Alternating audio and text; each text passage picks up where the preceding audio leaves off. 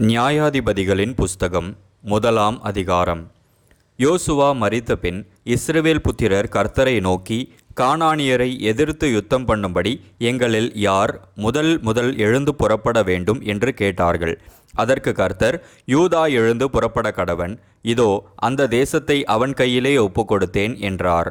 அப்பொழுது யூதா தன் சகோதரனாகிய சிமியோனை நோக்கி, நாம் கானானியரோடே யுத்தம் பண்ண நீ என் சுதந்திர பங்கு வீதத்தில் என்னோடே கூட எழுந்து வா, உன் சுதந்திர பங்கு வீதத்தில் நானும் உன்னோடு கூட வருவேன் என்றான். அப்படியே சிமியோன் அவனோடே கூட போனான். யூதா எழுந்து போன போது கர்த்தர் கானானியரையும் பெரிசியரையும் அவர்கள் கையிலே ஒப்பு கொடுத்தார். அவர்கள் பேசேக்கிலே 10,000 பேரை வெட்டினார்கள். பேசேக்கிலே அதோனி பேசேக்கை கண்டு அவனோடு யுத்தம் பண்ணி கானானியரையும் பெரிசியரையும் வெட்டினார்கள். அதோனி பேசேக் ஓடி போகையில் அவனை பின்தொடர்ந்து பிடித்து அவன் கை கால்களின் பெரு விரல்களை தரித்து போட்டார்கள். அப்பொழுது அதோனி பேசேக் 70 ராஜாக்கள் கை கால்களின் பெருவிரல்கள் தரிக்கப்பட்டவர்களாய் என் மேஜையின் கீழ் விழுந்ததை பொறுக்கி தின்றார்கள். நான் எப்படி செய்தேனோ அப்படியே தேவன் எனக்கும் செய்து சரி கட்டினார் என்றான். அவனை எருசலேமுக்கு கொண்டு போனார்கள். அங்கே அவன் செத்து போனான்.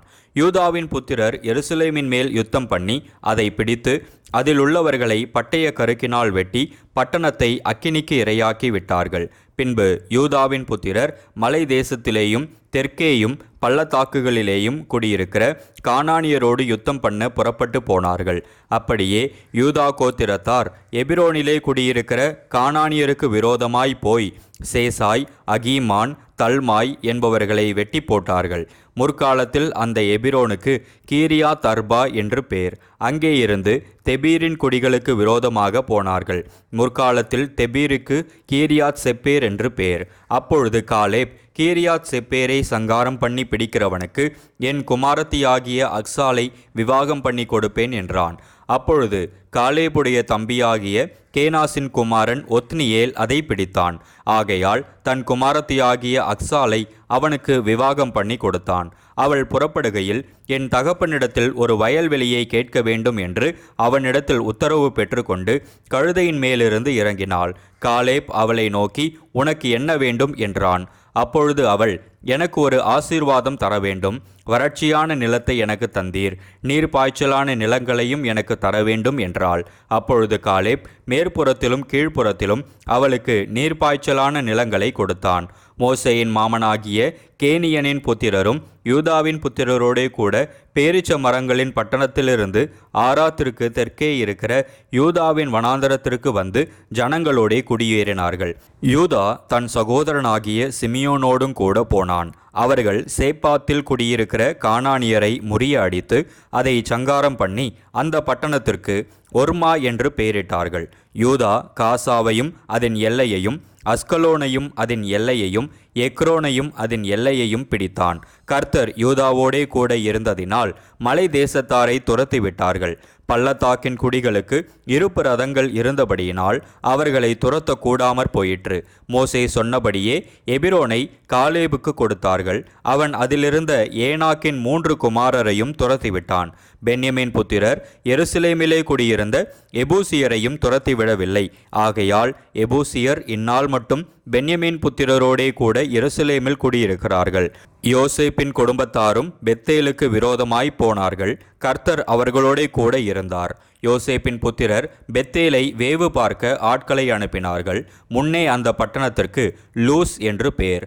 அந்த வேவுகாரர் பட்டணத்திலிருந்து புறப்பட்டு வருகிற ஒரு மனுஷனை கண்டு, பட்டணத்திற்குள் பிரவேசிக்கும் வழியை எங்களுக்கு காண்பி, உனக்கு தயை செய்வோம் என்றார்கள். அப்படியே பட்டணத்திற்குள் பிரவேசிக்கும் வழியை அவர்களுக்கு காண்பித்தான். அப்பொழுது அவர்கள் வந்து பட்டணத்தில் உள்ளவர்களை பட்டய கருக்கினால் வெட்டி அந்த மனுஷனையும் அவன் குடும்பத்தையும் விட்டுவிட்டார்கள். அப்பொழுது அந்த மனுஷன் ஏத்தியரின் தேசத்திற்கு போய் ஒரு பட்டணத்தை கட்டி அதற்கு லூஸ் என்று பெயரிட்டான். அதுதான் இந்நாள் மட்டும் அதன் பெயர்.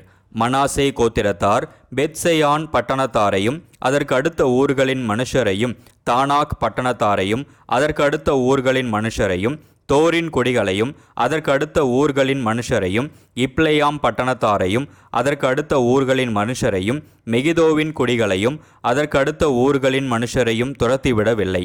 கானானியர் அந்த தேசத்திலே தானே குடியிருக்க வேண்டும் என்று இருந்தார்கள். இஸ்ரவேலர் பலத்தபோது கானானியரை முற்றிலும் துரத்திவிடாமல் பகுதி கட்ட பண்ணினார்கள். எப்ராயிம் கோத்திரத்தார் கேசேரிலே குடியிருந்த கானானியரையும் துரத்திவிடவில்லை. ஆகையால் கானானியர் கேசேரில் அவர்கள் நடுவே குடியிருந்தார்கள். செபுலோன் கோத்திரத்தார் கித்ரோனின் குடிகளையும் நாகலோலின் குடிகளையும் துரத்திவிடவில்லை. ஆகையால் கானானியர் அவர்கள் நடுவே குடியிருந்து பகுதி கட்டுகிறவர்கள் ஆனார்கள். ஆசேர் கோத்திரத்தார் அக்கோவின் குடிகளையும் சீதோனின் குடிகளையும் அக்லாப், அக்சீப், எல்பா, ஆபீக், ரேகோப் பட்டணங்களின் குடிகளையும் துரத்திவிடவில்லை. ஆசேரியர் தேசத்தின் குடிகளாகிய கானானியரின் நடுவே குடியிருந்தார்கள். அவர்களை அவர்கள் துரத்திவிடவில்லை. நப்தலி கோத்திரத்தார் பெத்ஷிமேசின் குடிகளையும் பெத்தானாத்தின் குடிகளையும் துரத்திவிடாமல் தேசத்தின் குடிகளாகிய கானானியரின் நடுவே குடியிருந்தார்கள். பெத்ஷிமேஸ், பெத்தானாத் பட்டணங்களின் குடிகள் அவர்களுக்கு பகுதி கட்டுகிறவர்கள் ஆனார்கள். எமோரியர் தான் புத்திரரை பள்ளத்தாக்கில் இறங்க ஒட்டாமல் மலை தேசத்தில் போகும்படி நெருக்கினார்கள். எமோரியர் ஏரேஸ் மலைகளிலும் ஆயலோனிலும் சால்பீமிலும் குடியிருக்க வேண்டும் என்று இருந்தார்கள். ஆனாலும் யோசேப்பின் குடும்பத்தாரின் கை பலத்தபடியினால் அவர்களுக்கு பகுதி கட்டுகிறவர்கள் ஆனார்கள். எமோரியரின் எல்லை அக்கராபீமுக்கு போகிற மேடு தொடங்கி அதற்கு அப்புறமும் போயிற்று. நியாயாதிபதிகளின் புஸ்தகம் 2ஆம் அதிகாரம்.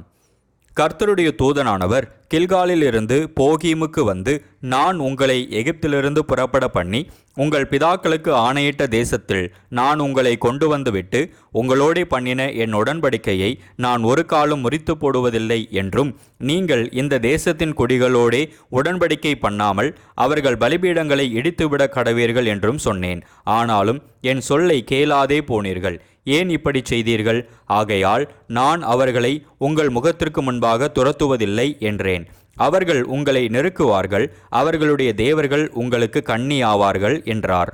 கர்த்தருடைய தூதனானவர் இந்த வார்த்தைகளை இஸ்ரவேல் புத்திரர் எல்லாரோடும் சொல்லுகையில் ஜனங்கள் உரத்த சத்தமிட்டு அழுதார்கள். அவ்விடத்திற்கு போகீம் என்று பெயரிட்டு அங்கே கர்த்தருக்கு பலியிட்டார்கள். யோசுவா இஸ்ரவேல் புத்திரராகிய ஜனங்களை அனுப்பிவிட்ட போது அவர்கள் தேசத்தை சுதந்தரித்து கொள்ள அவரவர் தங்கள் தங்கள் சுதந்திர வீதத்திற்கு போனார்கள். யோசுவாவின் சகல நாட்களிலும் கர்த்தர் இஸ்ரவேலுக்காக செய்த அவருடைய பெரிய கிரியைகளை எல்லாம் கண்டவர்களும் யோசுவாவுக்கு பின்பு உயிரோடு இருந்தவர்களும் ஆகிய மூப்பரின் சகல நாட்களிலும் ஜனங்கள் கர்த்தரை சேவித்தார்கள். நூனின் குமாரனாகிய யோசுவா என்னும் கர்த்தரின் ஊழியக்காரன் 110 வயதுள்ளவனாய் மரணமடைந்தான். அவனை எப்பிராயீமின் மலை தேசத்திலுள்ள காயாஸ் மலைக்கு வடக்கே இருக்கிற அவனுடைய சுதந்திரத்தின் எல்லையாகிய திம்னாத் ஏரேசிலே அடக்கம் பண்ணினார்கள். அக்காலத்தில் இருந்த அந்த சந்ததியார் எல்லாரும் தங்கள் பிதாக்களுடன் சேர்க்கப்பட்ட பின்பு கர்த்தரையும் அவர் இஸ்ரவேலுக்காக செய்த கிரியையையும் அறியாத வேறொரு சந்ததி அவர்களுக்கு பின் எழும்பிற்று.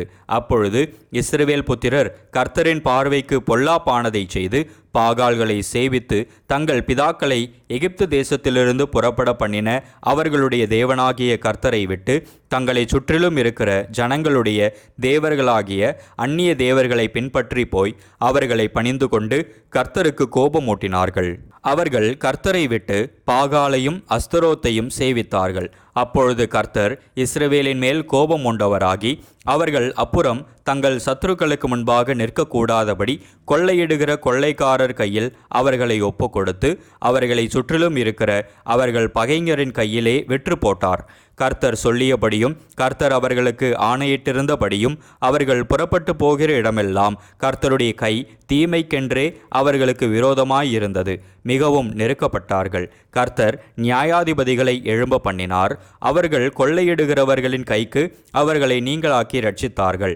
அவர்கள் தங்கள் நியாயாதிபதிகளின் சொல்லை கேளாமல் அந்நிய தேவர்களை பின்பற்றி சோரம் போய் அவைகளை பணிந்து கொண்டார்கள். தங்கள் பிதாக்கள் கர்த்தரின் கற்பனைகளுக்கு கீழ்ப்படிந்து நடந்த வழியை அவர்கள் சீக்கிரமாய் விட்டு விலகி அவர்கள் செய்தபடி செய்யாமற் போனார்கள். கர்த்தர் அவர்களுக்கு நியாயாதிபதிகளை எழும்ப பண்ணுகிற போது கர்த்தர் நியாயாதிபதியோடே கூட இருந்து அந்த நியாயாதிபதியின் நாட்களில் எல்லாம் அவர்கள் சத்துருக்களின் கைக்கு அவர்களை நீங்களாக்கி ரட்சித்து வருவார்.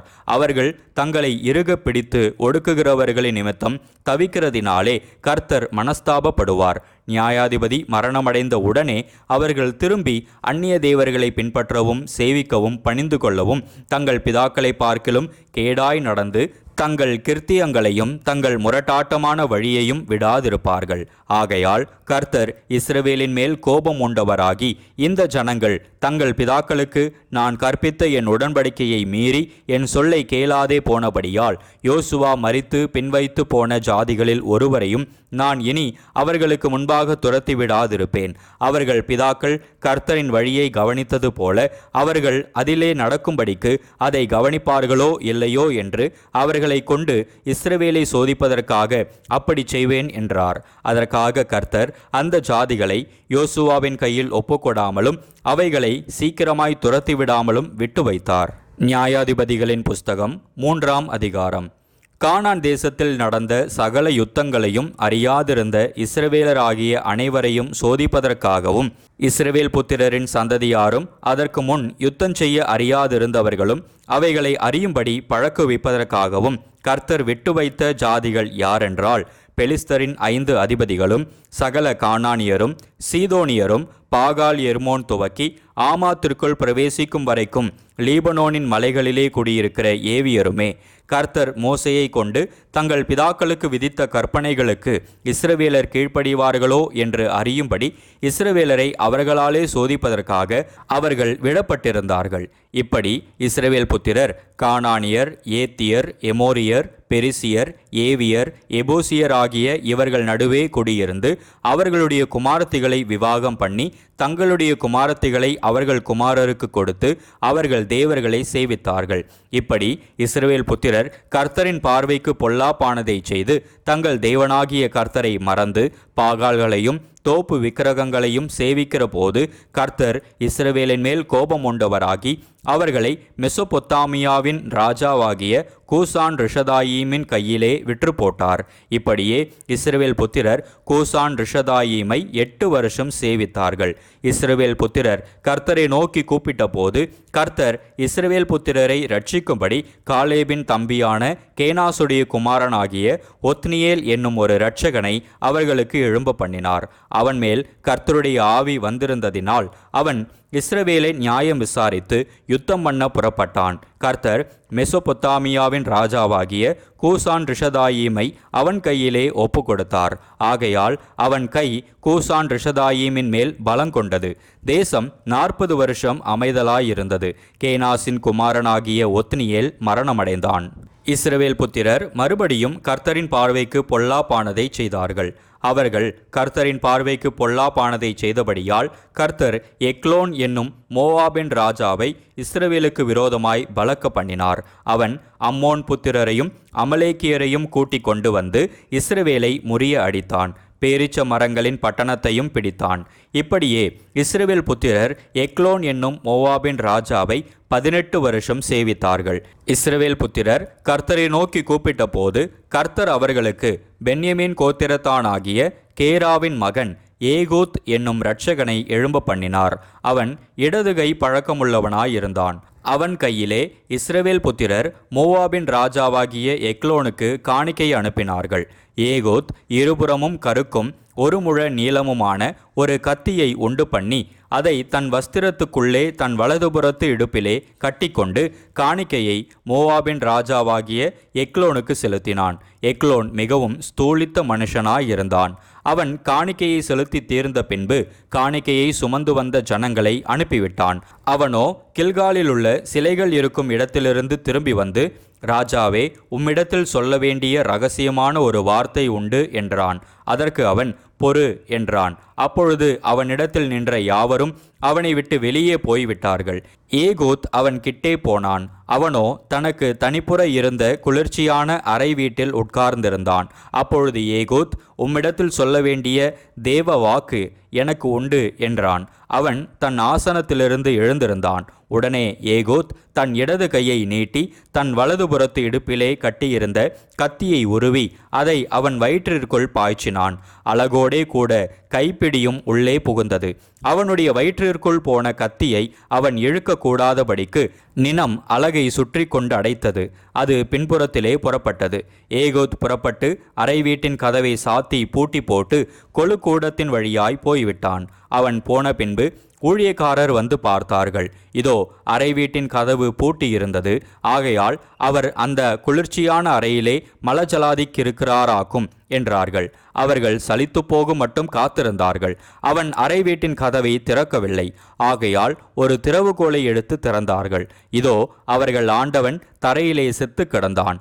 அவர்கள் தாமதித்து கொண்டிருந்த போது ஏகூத் ஓடிப்போய் சிலைகளுள்ள இடத்தை கடந்து சேயிராத்தை சேர்ந்து தப்பினான். அங்கே வந்தபோது எப்பிராயிம் மலையில் எக்காலம் ஊதினான். அப்பொழுது இஸ்ரவேல் புத்திரர் அவனோடே கூட மலையிலிருந்து இறங்கினார்கள். அவன் அவர்களுக்கு முன்பாக நடந்து, என்னை பின்தொடர்ந்து வாருங்கள், கர்த்தர் உங்கள் பகைஞராகிய மோவாபியரை உங்கள் கைகளில் ஒப்பு கொடுத்தார் என்றான். அவர்கள் அவனை பின்தொடர்ந்து போய் மோவாபுக்கு எதிரான யோர்தான் துறைகளை பிடித்து ஒருவனையும் கடந்து போக ஒட்டாமல் அக்காலத்தில் மோவாபியரில் ஏறக்குறைய 10,000 பேரை வெட்டினார்கள். அவர்கள் எல்லாரும் புஷ்டியுள்ளவர்களும் பராக்கிரமசாலிகளுமாயிருந்தார்கள். அவர்களில் ஒருவனும் தப்பவில்லை. இப்படியே அந்நாளிலே மோவாப் இஸ்ரவேலுடைய கையின் கீழ் தாழ்த்தப்பட்டது. அதனாலே தேசம் 80 வருஷம் அமைதலாயிருந்தது. அவனுக்கு பிற்பாடு ஆனாத்தின் குமாரன் சம்கார் எழும்பினான். அவன் பெலிஸ்தரில் 600 பேரை ஒரு தாற்றுக்கோளால் முறியடித்தான். அவனும் இஸ்ரவேலை இரட்சித்தான்.